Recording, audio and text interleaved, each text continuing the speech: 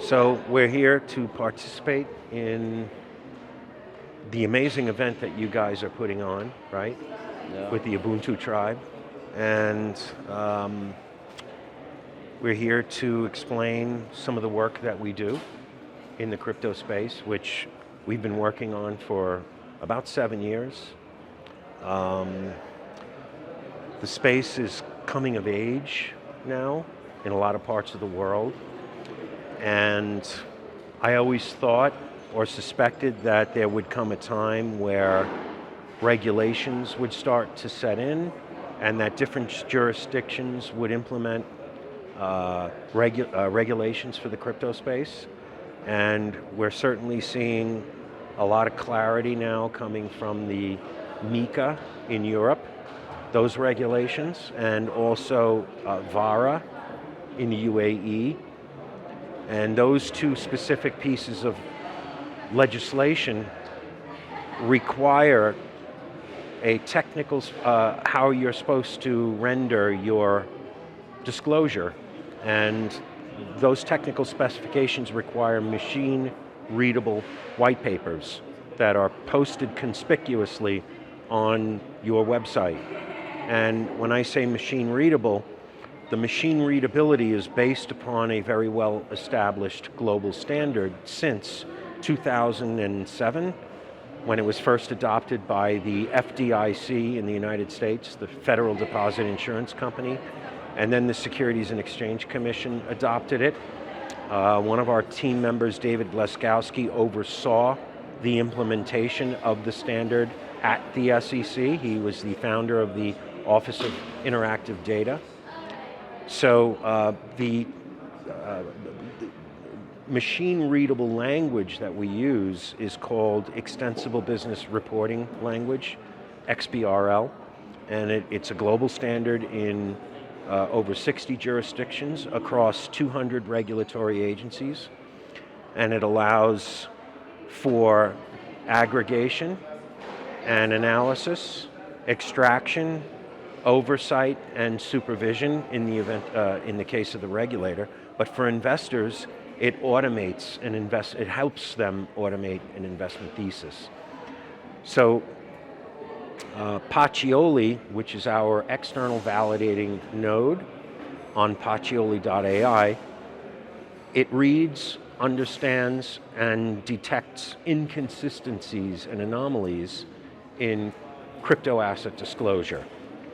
So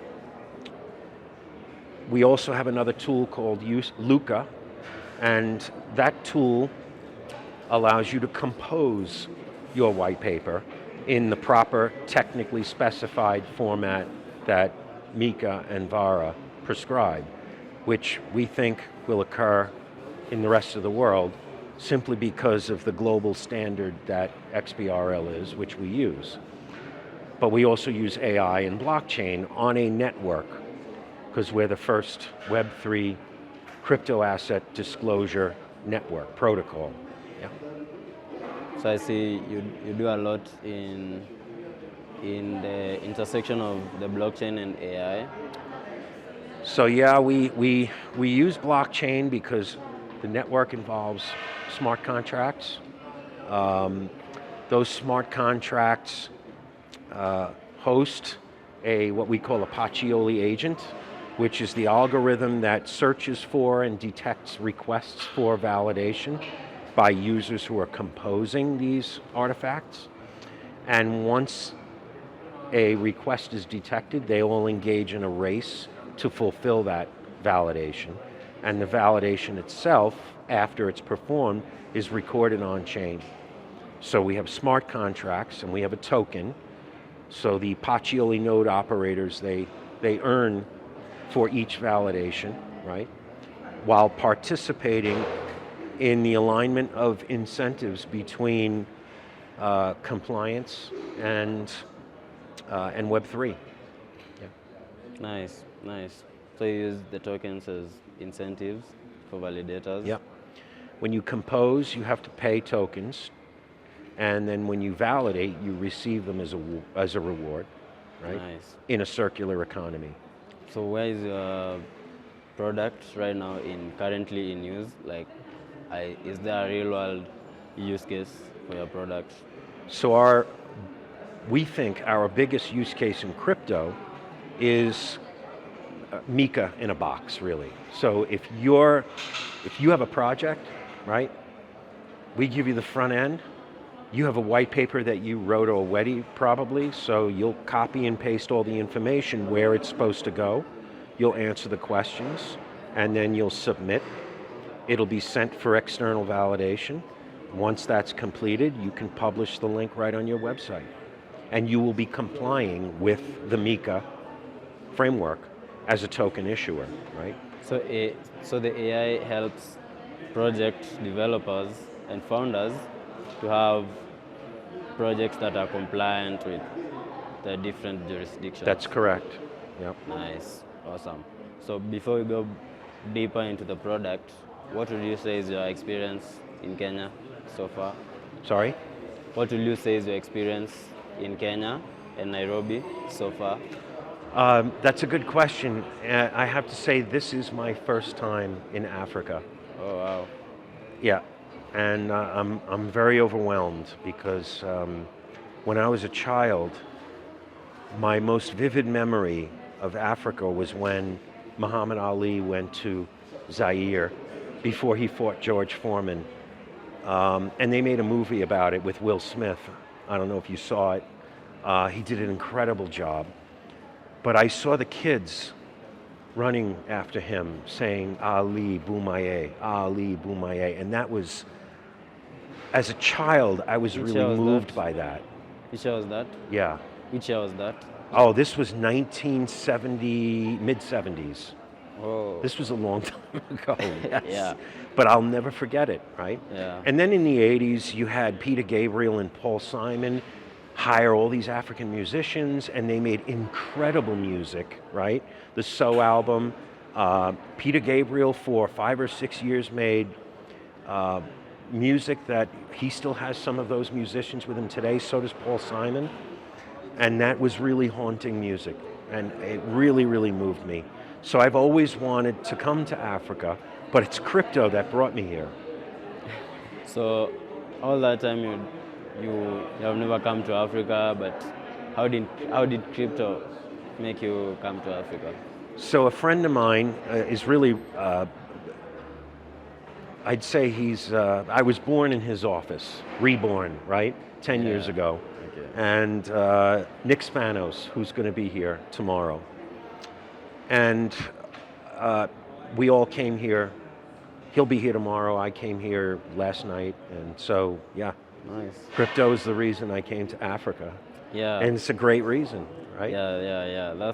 That's really cool. I've met a lot of people from all over the world, and majorly because of crypto.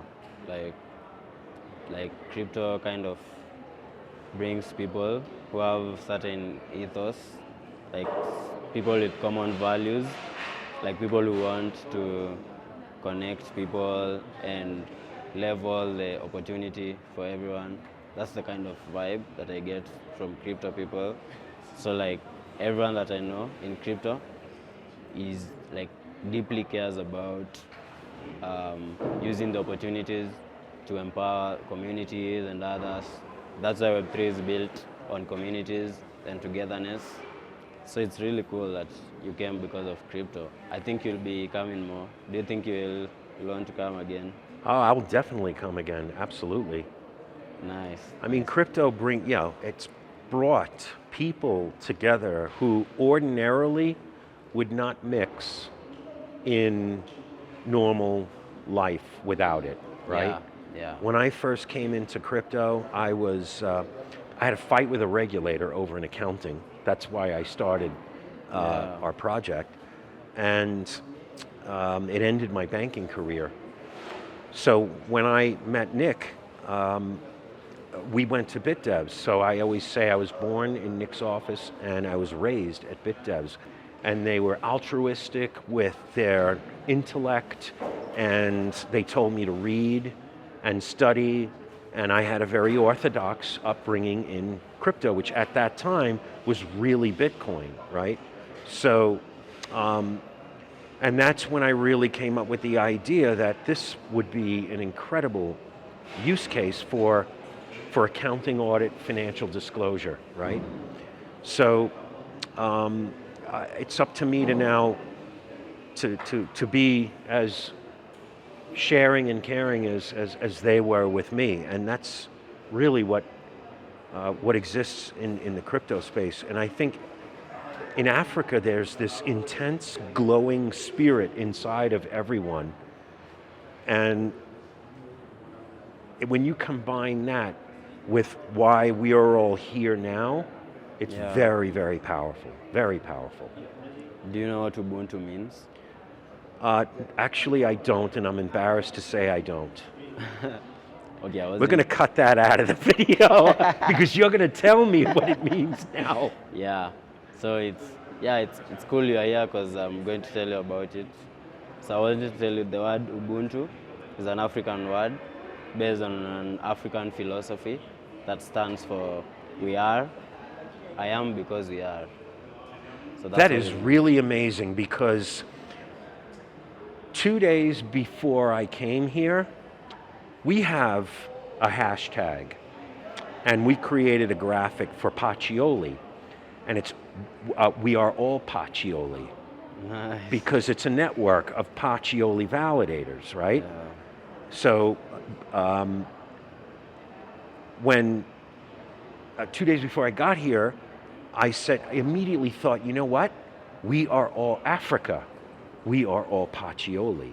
Yeah. So it kind of means the same thing, Yeah. right? Yeah. So I gave the organizers a graphic of a crowd of people with those two hashtags. Yeah. We are all Africa. We are all I Pacioli. was like, whose idea was this? Yeah. It was yours. I came up with that in 2 seconds. Yeah. 2 days before I got here. We are all Africa. I felt it. It just poured out of me. Yeah. That's So in a crazy. way, it's a very, very compatible Yeah. philosophy, Yeah. because it's true. Yeah. Right? So and that's why I think I always say blockchain was made for Africa, because in African culture and stories, it's always communities. Like, even when you look at the legends and stories of our legends, it's always people coming together to, help each other when there is any communal activities, or in times of harvest, in times of sadness, like when someone loses a loved one or something tragic happens, the community always pulls together. And then in times of happiness, when you are winning, like when you graduate or you get a job, people celebrate with you. Or if you are marrying, people help each other all the time. Yeah. And that's the same thing with crypto and Web3. Like, it brings people together, and the purpose is always being able to help each other at the same levels, everyone being able to participate, everyone being able to access the same services. Like in your case, being able to create compliant products without you having to even know what the regulations want. And that's what we do. Yeah, exactly. With the guardrails. You don't have to know the regs. Just Yeah. enter the information the way it asks you to, and that's it. Yeah, exactly. So that's what we were saying earlier on about crypto bringing together people with the same values. And I think that's why it looks like a cult. From outside, people think these guys are crazy because, the way crypto people move, they're always together, supporting each other. So it's a cool thing that you came because of crypto. So ask me any questions about Ubuntu tribe. How many members of the Ubuntu tribe are there? Unlimited. So everyone is a member. So like I am because we are. So at the moment, about the product, Ubuntu Tribe is a blockchain solution. We are tokenizing real world assets. Our pilot project is GIFT, which stands for Gold International Fungible Token. So it's a tokenized version of gold. When you buy one gift, it's pegged to 1 milligram of gold. So it's a gold stablecoin. So if you know we we are democratizing access to all assets using the real world asset tokenization provided by the blockchain. So I also see blockchain as very revolutionary because that was not possible before. Like if I wanted to buy gold like 3 years ago, how will I buy it? If I wanted to buy $10 of gold, I will not access it. Same way we are not able to access stocks, for example. Like it's not that straightforward. So crypto just allows us to make those like kind of innovations which are very like enable everyone to be participative in all the assets.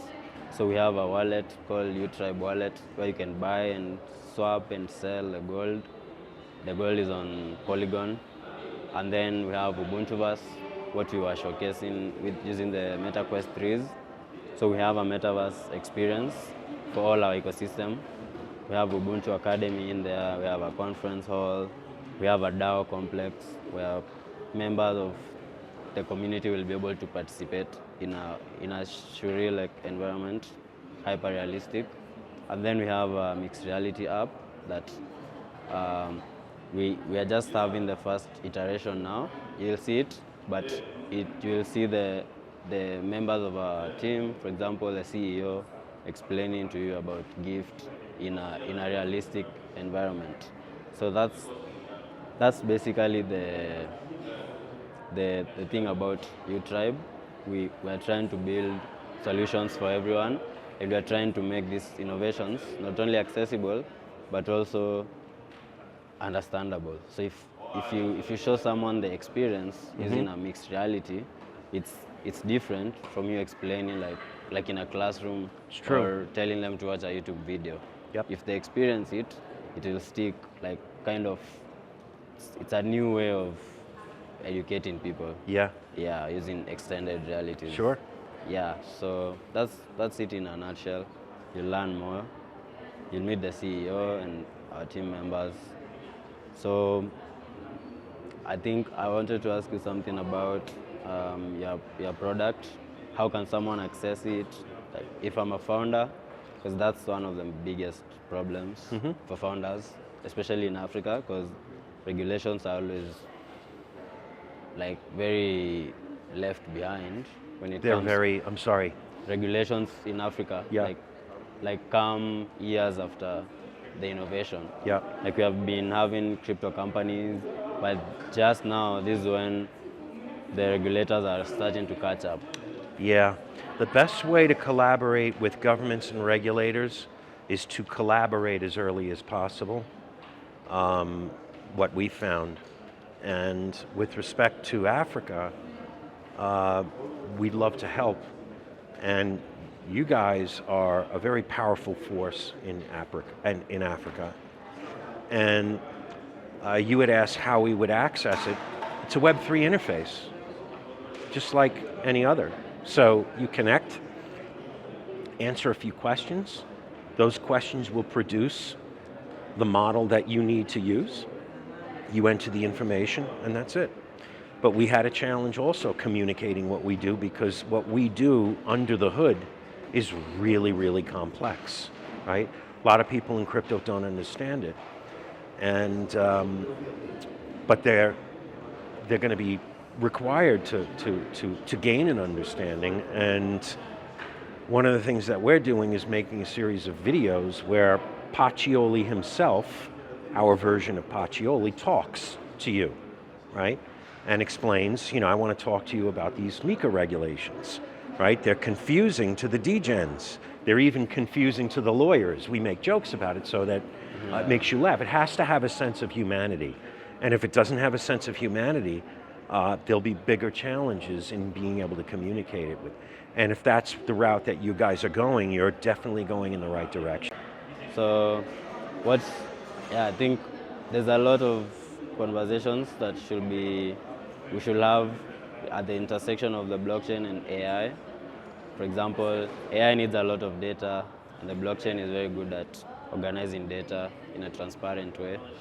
So how are you doing that?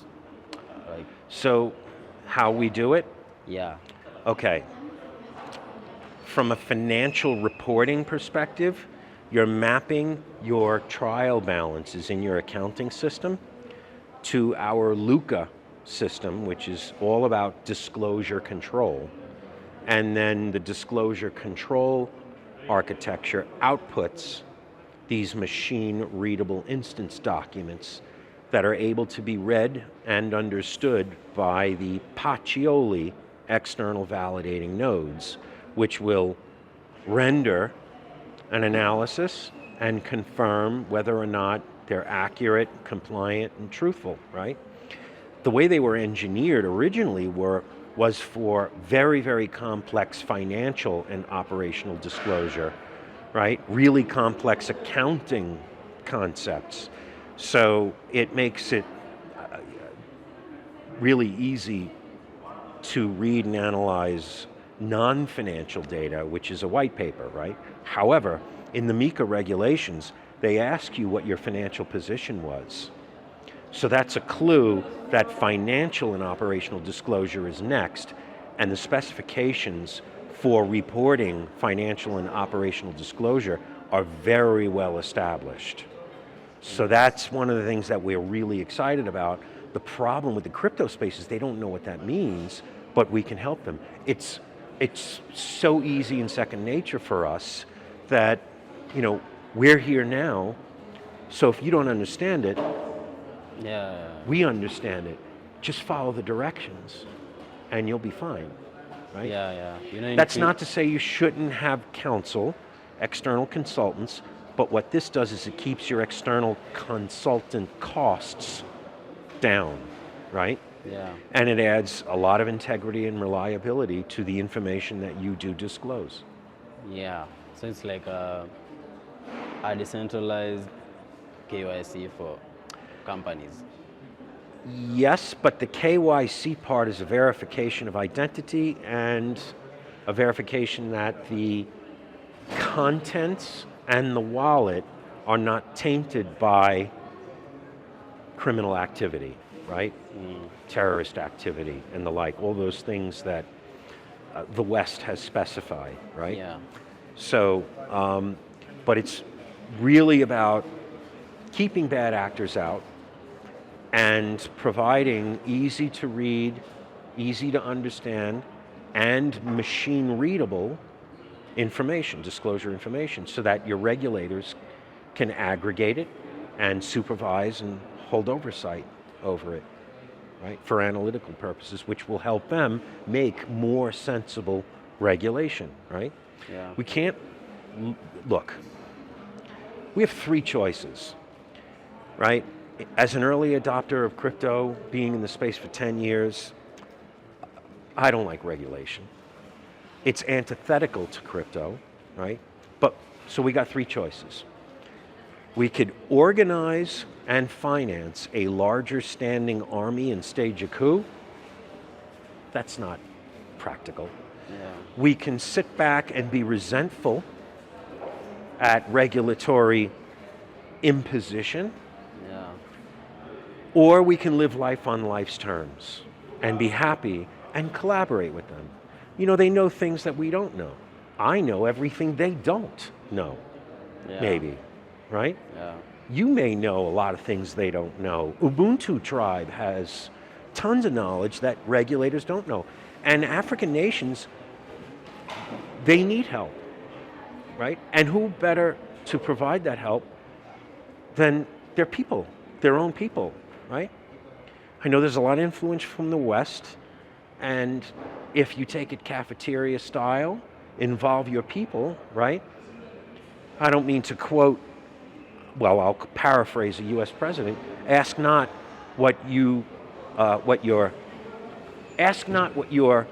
country can do for you, but what you can do for your country. Well, I'll say, ask not what your people can do for you, but what you can do for your people. And I think that regulatory infrastructure and government infrastructure should ask of its people what they think, because you're the ones that live here, yeah, right? yeah, I think they work for the people, yeah, right? And if you want a free society, which crypto fosters, well then Yeah. they need that input from the people. Yeah, so based on your engagements on other continents, like you have worked with regulators up to this point, what will you say would be if you were to do it in Africa? Because Africa really needs the solution, of course. If you were to do it in Africa from scratch, how will you help to make sure that regulators get it and it benefits everyone, like on both sides?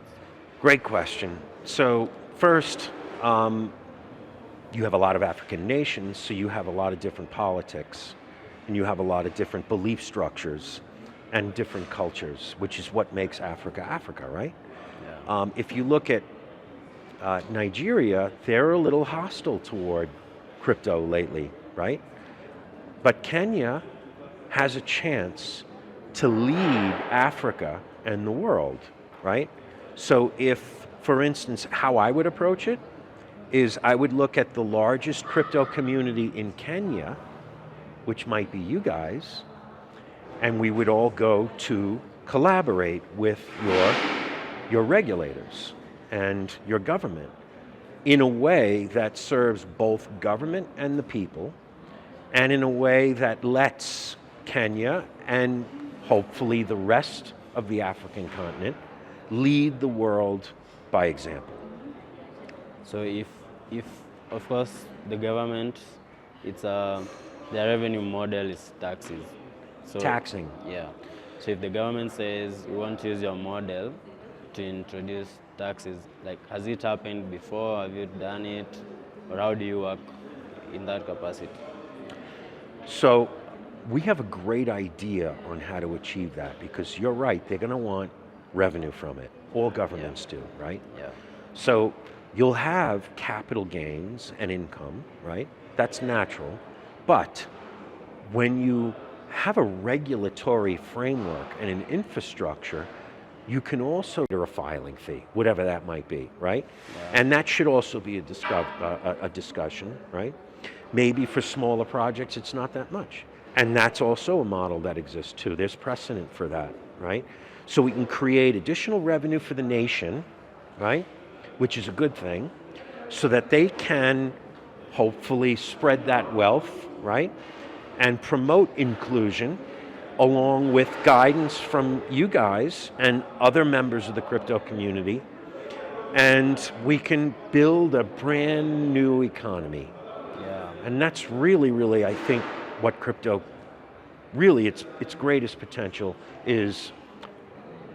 Without imposing order, it creates protocol, it creates a healthy income for a government and a regulator, and it creates opportunities for its people. And I don't, unless somebody else has a better idea, I don't know a better approach, really. Yeah, yeah. So that's the thing with crypto, because everyone inside it gets it, but like people inside it wonder why people outside it don't get it. Well, it was that way with the internet too, right? Yeah. With the telephone, Yeah. with electricity, right? I mean, there were heretics back then. Electricity was a sign of the devil, right? Yeah. So, and So the that time farther they back had- you go, the more spiritual opposition you had, right? Yeah. Because all these new material things begin to interfere with the spirituality that people have. So there's naturally a resistance, right? But I think we're at a point in time in 2024, scientifically, you have spiritual beliefs, but you have scientific approaches, so I don't think there will be a spiritual rejection or fear of that unknown, because if you guys and a nation's people can communicate it and include those people, sometimes that's a big challenge. Include them and be altruistic with your intellect. That's how I was raised in the industry, right? I mean, these people gave away their intellect, and I'm like, something's wrong. Are they going to ask me for money? Is this a scam? What, once in a while I had that, but there was that community spirit that is indispensable in crypto, and it's infectious. And if they don't catch it, well, then maybe there's something wrong with them. Maybe they need to pray a little more, Yeah. open up their souls to allow, an influx of open-mindedness and forward thinking and the ability to collaborate, right? Will you That's say, how I feel when I'm here. And that's how I felt when I first came into the space. Nice. Will you say crypto is very spiritual, Web3? It brings communities together, and that is spiritual, right? Nice, nice. And I'll tell you that, there are a lot of angry people out there, and they're disenchanted with the legacy financial and economic systems, right? Yeah. And they stay sore because of it. Like I said, you can do three things. You can organize a bigger army and stage a coup. Probably not practical. You can stay sore and be angry at governments and regulators and the economic system, or you can accept life on life's terms and join the Ubuntu tribe.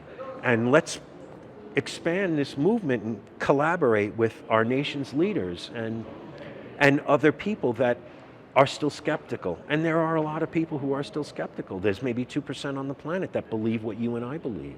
Yeah. We have to convince them, Yeah. right? Yeah. So, yeah.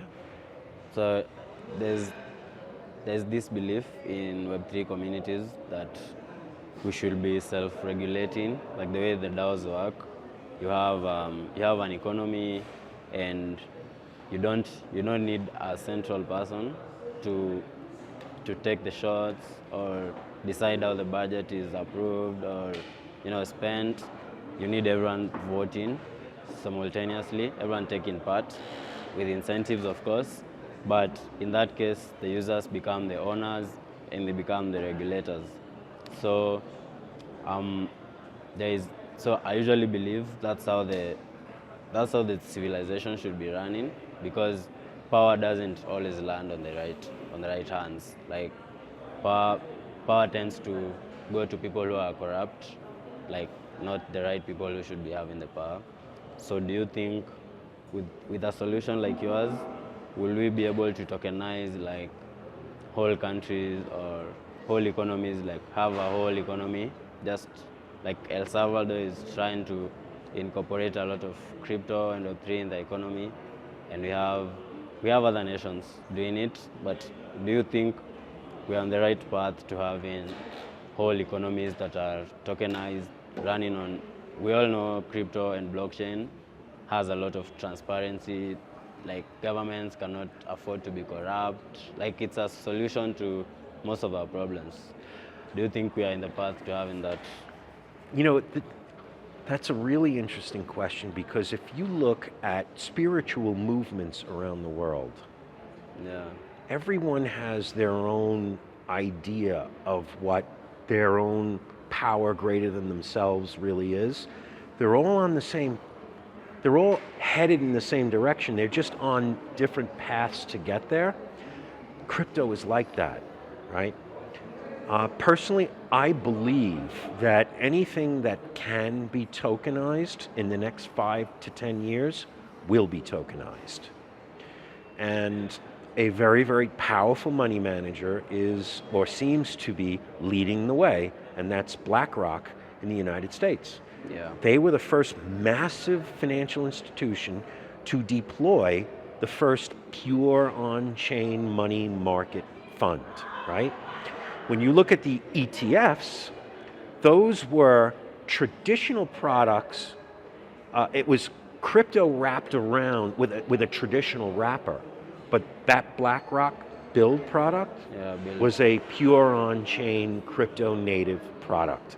Yeah. And so a lot of people are going to ask themselves, especially in the world's institutions, if BlackRock is doing it, should we do it?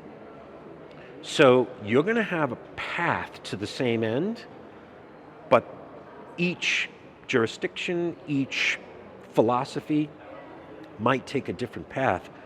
But in 10 years, what you're going to see, and it's happening now, is a massive lift and shift from legacy technical frameworks, legacy technologies and systems, banking, insurance, onto blockchain, in some way, shape, or form, right? Yeah. So it's going to happen anyway, I think the best way to accelerate it is to collaborate. You have to include, a lot of people are not going to like what I'm going to say, but you have to include your governments. Because a lot of governments around the world right now are fearful about what this can do to the preservation of their own fiat currencies, right?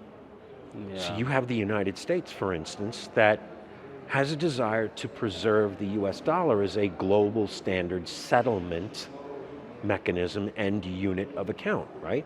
They don't like when you settle oil in anything other than US dollars, right?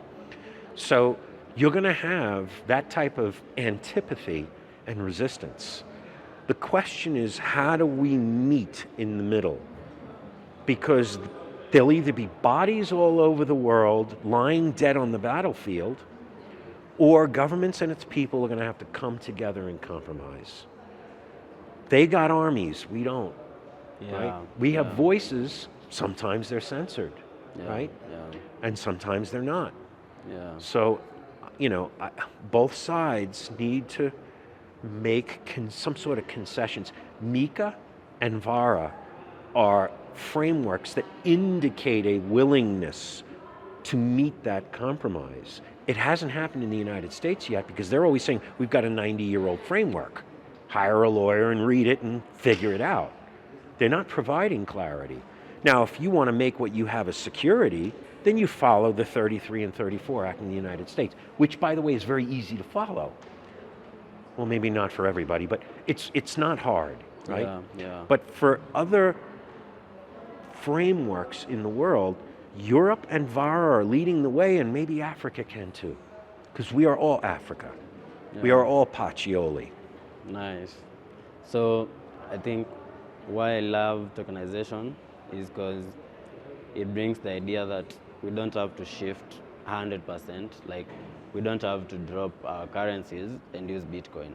Right. So for example, the stable coins are the biggest like traditional asset that has been tokenized with over 100 billion value. Like that's tokenization of the US dollar, and I think that's a reason for the US not to crack down on the crypto market 100%, because for example the stable coins in Africa, they are used a lot, and that's because holding the US dollar is a big deal in Africa because our currencies are like Very volatile. Very volatile. Sure. And they always, most of the time, they always lose in value. So a dollar held last year is more valuable this year instead of holding our fiat, for example. So that's a tokenization of an asset that allows everyone everywhere in the world to be able to trade in dollars. Same with tokenization of gold. You can't, like, anyone, even most of let's say when I was in uni, I was very much interested in investing, but I was investing very small amounts. So I wasn't able to, I tried to sign up on eToro, I tried to sign up on most of those US stock markets. I wasn't able to do it until Binance tokenized, I think it was Tesla and Apple, Right. and another token. That's the first time I was able to buy a stock, and with whichever amount I want. Yeah. So that's like allowing us to merge the two. Instead of going 100% to crypto and DAOs, we can have a mixture of the two, whereby the current regulation structure is kind of able to factor in how the Web3 people have been able to come up with their own governments. So the two kind of regulatory bodies should be able to merge and create something that works for everyone. And I think that's what BlackRock is doing, being able to, instead of leaving gold and all the assets that they have and go full into crypto, they can bring the two worlds together. So Keep in mind that BlackRock is making pure crypto products within an existing well-established regulatory framework in the United States, right? Yeah. And to the extent that it's available to other jurisdictions, they're also complying with those other jurisdictions, right? The utopia would be to have a single global, unified regulatory regime, which IOSCO attempts to be, but IOSCO is the regulator's regulator. It's an advisory panel, and like the World Bank sort of is, but in each jurisdiction you have its own set of regulations, right? MiCA, in a very big way, rhymes with the Securities Act's legislation in the United States. If you're an asset service provider, that's the equivalent of like a broker-dealer in the United States. It has net capital requirements, has to maintain a certain level of net capital based upon a certain level of business that you do, right? So if you hold custody and you clear and you process transactions in the United States as a bank, you have the highest net capital requirements. And under MiCA, it's very similar, right? Then you have the asset issuers. Then there's the question of what kind of asset is it? Is it an e-money token like Tether, right? Or USDC? Is it a security, right? There's like 6 different tests that you can go through, and based upon a determination of what kind of token you are and how it functions is then how you would articulate disclosure under that framework, right? But they all have it's very, very similar to the Securities Act in the United States, which, I have to say, the rest of the world kind of followed the SEC when they implemented it 90 years ago, right? There's been a lot of amendments since then, but the utopia would be one unified regulatory framework. Will we ever get there? I don't know. Will crypto teach governments how to get there? If they listen carefully, absolutely. The question is, will they listen, right? Then you have different special interests that have an interest in preserving the legacy system and gaining an advantage because, we're fast and nimble. We're the ones that did all the innovation. Is it possible they can get it all in the end? It's very possible, right? We may wake up one day, 20 years from now, and see Standard Chartered, JP Morgan, Bank of America. Where's Ubuntu Tribe? Where's Uniswap? Where's Aave and Compound? And all these incredible innovations that they now are testing, Yeah. behind closed doors. So people have to stay strong. We have to stick together because there's strength in numbers, and we got to collaborate. It ain't going to be one or the other. It's going to be something in the middle. Nice. That's a cool perspective. So I think just to wrap it up, what do you think, what is your, how would I say, what's your ideal situation for Web3 in like 10 years? Where do you see crypto going? Where do you want it to go? The clues that clear crypto regulations are giving is that these VARA and MiCA will be the regulations that regulate everything, right? And whatever similar sets of regulatory frameworks get established, because they're forward-looking. When you look at the token tests and the classifications, there's one that's securities, right? So you're going to comply with that as a security, but then once you're a security, you've got other financial and operational disclosure rules and regulations that you have to follow, right? And there's the clue in a couple of those data entry points in that regulation. So the ideal situation for us, to be honest, we were trying to fit an old framework into a new one, but when MiCA was formed and VARA was formed, the market is now coming to us, right? And I'm speaking us from our purely from our perspective.